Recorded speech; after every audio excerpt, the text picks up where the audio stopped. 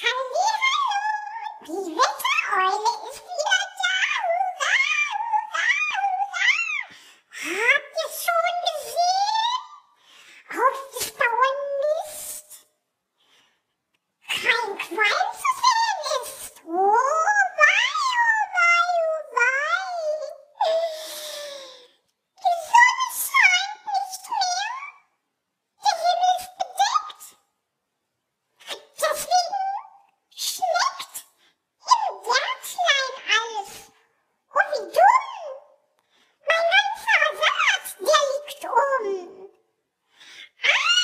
Aber die Feuchtigkeit, die jetzt im Himmel, tja, da könnte sich jetzt auch was drauf reimen, das will ich aber jetzt lieber nicht sagen. Jedenfalls bringt das sehr viel Kreislaufschwäche und auch Ohrendruck und Schwindelei.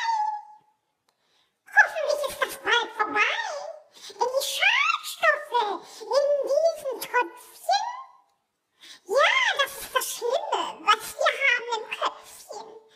Drum glaubet mir, ihr lieben Leute, nein, es ist noch nicht so weit. Der